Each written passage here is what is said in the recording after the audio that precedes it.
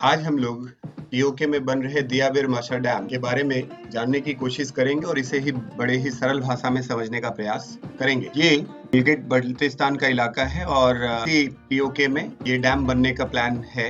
और ये जो आपको नदी यहाँ पे दिखाई दे रही है, ये सिंध नदी है जिसको आप इंडस रिवर बोलते हैं। ये पाकिस्तान के ऑलमोस्ट सेंटर से क्रॉस करते हुए अरेबियन सी तक जाती है और यही जो कि गिलगित का दियामिर डिस्ट्रिक्ट और पाकिस्तान के पख्तूनख्वा प्रांत के कोहिस्तान डिस्ट्रिक्ट में पड़ता है। तो यहाँ पे प्लान हो रहा है आपका दियामिर बाशा डैम।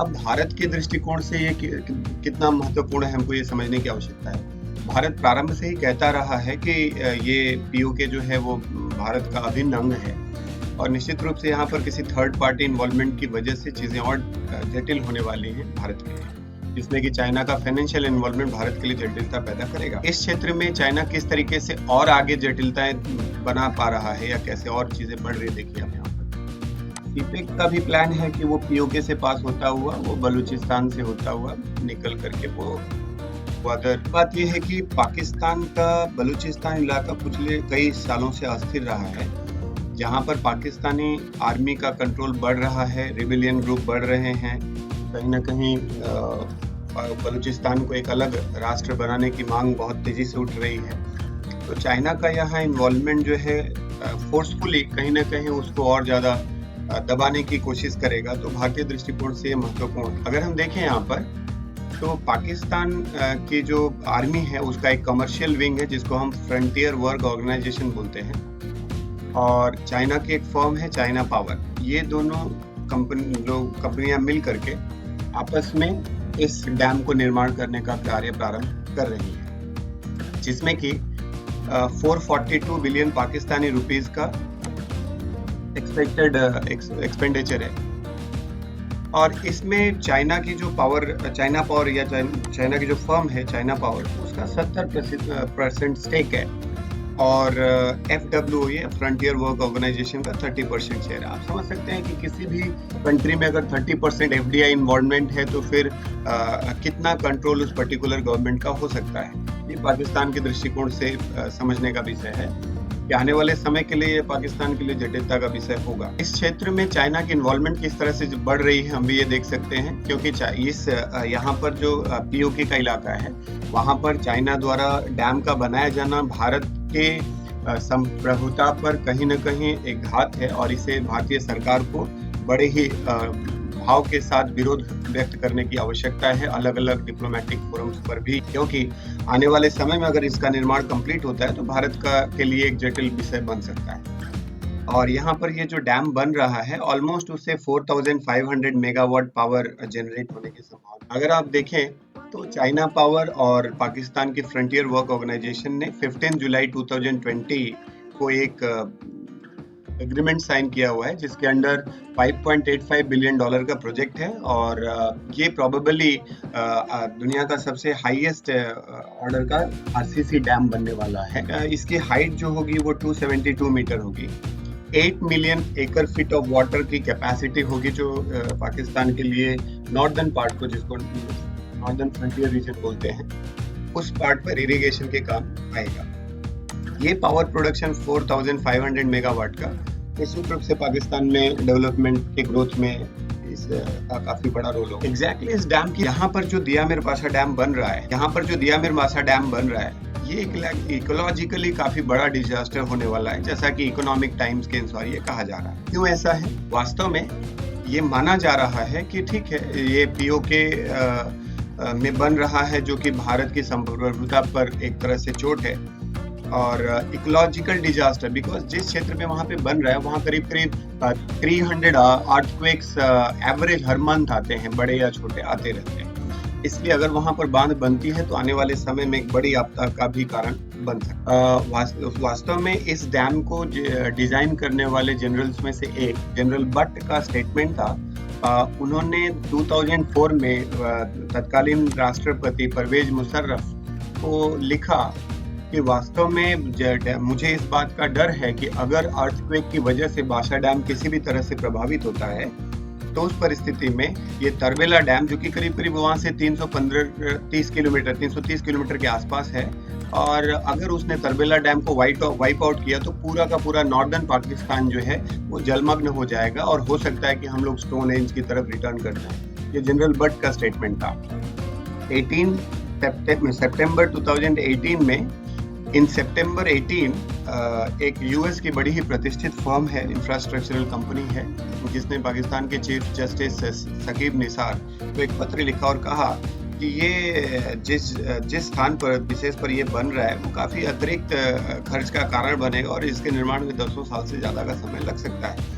दूसरी बात है कि ये सेस्मिक प्रोफाइल इस पॉइंट का बहुत ज्यादा हैजार्डस है, मतलब भौगोलिक स्थिति इसकी ऐसी है जहाँ पर बहुत ज्यादा भूकंप आया करते हैं और आने वाले समय के लिए ये कहीं ना कहीं बड़े डिजास्टर का कारण बन सकता है। इसमें काराकोरम हाईवे को बाढ़ में डुबा सकता है और लद्दाख क्षेत्र के करीब 35,000 लोग इससे गायब हो सकते हैं या बुरी तरह प्रभावित हो सकते हैं, बुरी तरह प्रभावित हो सकते हैं। और आपको पता है कि सिंध नदी पर ही हमारी सभ्यता का विकास हुआ और ये अपने आप में काफी बड़ा आघात होगा कि जो भी प्राचीन सभ्यता से जुड़े हुए साक्ष्य हैं वो निश्चित रूप से इस डैम के बनने की वजह से कहीं ना कहीं विलुप्त हो सकते हैं। चाइना को के तरफ से इंडिया का जो रिप्लाई है कि इंडिया ने ऑपोजिशन ऑफर किया है। भारत के स्पोक्स पर्सन अनुराग श्रीवास्तव के अनुसार जिस क्षेत्र में ये बन रहा है पीओके वो भारत का बहुत अभिन्न जम्मू कश्मीर एंड लद्दाख भारत के जो है इंटीग्रल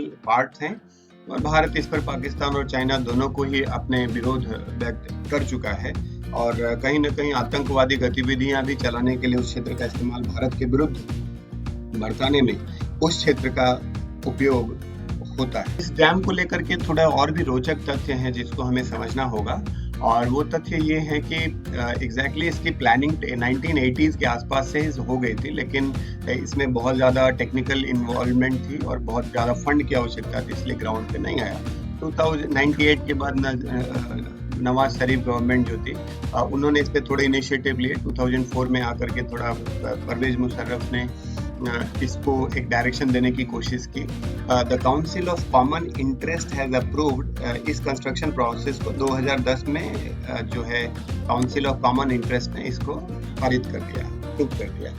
परंतु वास्तव में पाकिस्तानी गवर्नमेंट के बड़े प्रयास, इमरान खान ने इसके डैम को बनाने के लिए बहुत जगहों पे प्रयास किया और कई अन्य राष्ट्रों के पास जाकर के कि किसी तरह इनको फंड मुहैया हो जाए इस डैम को बनाने के लिए, लेकिन बहुत सारी अंतर्राष्ट्रीय प्रतिष्ठित व्यवस्थाओं ने फंड करने से मना कर दिया। पाकिस्तानी मैं बताता चलूँ आपको कि पाकिस्तान के प्रधानमंत्री यूनाइटेड स्टेट्स, सऊदी अरेबिया जो कि इनका काफी बड़ा मित्र है, world bank, Asian development bank तक गए और उन्होंने उनसे फंड करने के लिए कहा, बट वर्ल्ड बैंक ने तो ये कह करके मना कर दिया कि आप, चूंकि ये इंडियन डिस्प्यूटेड टेरिटरी है और इसलिए जब आप इंडिया की तरफ से एनओसी लाएंगे तब जाके हम लोग इस तरीके से फंडिंग की वजह से काफी समय तक रुका रहा। लेकिन इसमें एक और रोचक बात यह है कि इस समय 2018 में के बाद से इस पे थोड़ा चाइना का इन्वॉल्वमेंट स्टार्ट हो गया है। 2020 में पाकिस्तानी गवर्नमेंट नहीं गई है चाइना के पास, चाइनीज फॉर्म आई है उस रोड को बनाने के लिए, तो ये कह सकते हैं कि कहीं ना कहीं चाइना की साजिश है। आखिर इस पूरी व्यवस्था से चाइना को क्या लाभ होने वाला है? इस प्रोजेक्ट का जो मेन उद्देश्य है या मुख्य उद्देश्य है वो तरबेला और मंगला, जो कि बहुत पुराने डैम हैं पाकिस्तान के, उन पर जो अतिरिक्त दबाव है उसको कम करने का प्रयास करेगा और कभी कभी ये थोड़ा यूजेबल वाटर कैपेसिटी जिसको बोलते हैं 6.4 मिलियन एकड़ फीट का वाटर स्टोरेज कैपेसिटी डेवलप होगा, जो कि पाकिस्तान के जो नॉर्दर्न ईस्ट प्रोविंस है उसमें इरिगेशन शॉर्टेज को कंप्लीट करेगा, इरिगेशन के काम आएगा। और बेसिकली फ्लड बहुत ज़्यादा कभी कभी बाढ़ आती है तो उससे भी वो प्रभाव करेगा या कम करेगा। करीब 16,500 लोगों को रोजगार मिलने वाला है, ऐसा कहना है पाकिस्तानी आर्मी का कि करीब 17,000 लोग इसमें जॉब एक्वायर करेंगे। और चाइना की पाकिस्तान के वर्तमान दिनों में जो वाटर स्टोरेज कैपेसिटी है वो करीब 30 डेज की है और इस डैम के बनने से ये करीब 48 दिन की हो जाएगी। और पाकिस्तान के प्रधानमंत्री इमरान खान का कहना है कि सऊदी अरबिया, यूएई ईरान, इनसे ये ऑयल इंपोर्ट करते हैं और जिससे कि थर्मल पावर प्लांट्स के थ्रू पावर प्रोडक्शन होता है, जिसपे एक्सेस खर्च आता है। तो इस खर्च से बचा जा सकता है अगर डैम के थ्रू ये नेचुरल रिसोर्सेज का इस्तेमाल। इमरान खान वास्तव में प्रारंभ में जब उन्होंने सितंबर 2018 में जब अपना पद ग्रहण किया, तब उन्होंने बड़े ही अलग भाव में कहा कि किस तरह से इमरान खान ने यू टर्न लिया, आप देख सकते हैं यहाँ पर। उन्होंने स्टार्टिंग में कहा कि हम लोग जो है किसी भी बाहरी व्यवस्था से कोई कर्ज नहीं लेंगे और जो भी पैसा है हम लोग इसको फंड करेंगे लोकल लेवल पर, और ओवरसीज पाकिस्तानी जो हैं वो लोग इसको फंड करेंगे। लेकिन वास्तव में ये पूरी तरह से फेल हुआ और ये कुछ यहाँ पर 30 डेज की वाटर कैपेसिटी बढ़ेगी और हम जो है we already have some loans, और हमारे पास पहले से ही लोन है। इमरान खान का कहना था कि हमारे पास पहले से ही लोन है और इस लोन को पूरा करने के बाद भी अगर इस पे लेंगे तो हम और ज़्यादा दिक्कतों में फंस सकते हैं। लेकिन वास्तव में आप देख पा रहे हैं कि चाइना खुद इस प्रोजेक्ट को फंड कर रहा है, तो कहीं ना कहीं इनका बहुत बड़ा यू टर्न है। और इस फंड को बनाने के लिए एक बड़ा ही रोचक तथ्य मैं आपको बताना चाहता हूँ, और वो ये कि पाकिस्तान के चीफ जस्टिस हकीम निसार, उन्होंने डैम बनाने के लिए $1 मिलियन पाकिस्तानी रुपीस डोनेट किया और एक फंड की स्थापना की, जिसमें पाकिस्तान के प्राइम मिनिस्टर ने भी अपना कंट्रीब्यूशन किया और उसको मर्ज कर दिया। और उन्होंने ओवरसीज पाकिस्तानी और आम नागरिकों से ये अपील की कि वो इसमें डोनेट करें, बट वास्तव में वो पैसा करीब करीब टोटल फंडिंग का 0.25% ही था नवंबर 18 में। तो इस तरीके से वो पैसे जुटाने की स्थिति में नहीं थे। आप समझ सकते हैं कि पाकिस्तान की माली हालत उस डैम को बनाने की नहीं है बेसिकली। चाइना का स्टैंड इस पूरे पार्ट पर बहुत ही विवादास्पद रहा और कहीं न कहीं वो भारत की संप्रभुता में प्रवेश करने का पूर्ण प्रयास कर रहा है। चाइना ने कहा है कि वो उस क्षेत्र में इकोनॉमिकल डेवलपमेंट के लिए ऐसे प्रोजेक्ट्स लॉन्च कर रहा है, लोगों का जीवन स्तर सुधारने के लिए, लेकिन उसमें निश्चित रूप से आप समझ पा रहे हैं कि उसका व्यापारिक हित साधने का तरीका है। क्योंकि मैंने प्रारंभ में ही कहा कि चाइना गल्फ कंट्रीज तक अपनी पहुंच बनाने के लिए सीपेक या BRI प्रोजेक्ट्स के थ्रू वहां से रोड पास करा रहा है, और उस क्षेत्र में अपनी उपस्थिति दर्ज कराने के लिए ही चाइना का पूरा रोल ही विवादास्पद है। और भारत को और बहुत सारे डिप्लोमेटिक फोरम्स पर अपने विरोध को व्यक्त करने की आवश्यकता है, क्योंकि जिस तरीके से गलवान वैली और यहाँ पर आने वाले समय में जिस तरह की जटिलताएं पैदा होने की संभावना है, भारत को चाइना से पूर्णतः सतर्क रहने की आवश्यकता है। और ये स्ट्रेटेजिकली भी काफी इम्पोर्टेंट होने वाला है, इसलिए हमें इस पर पूर्ण विरोध व्यक्त करना चाहिए। Thanks for listening.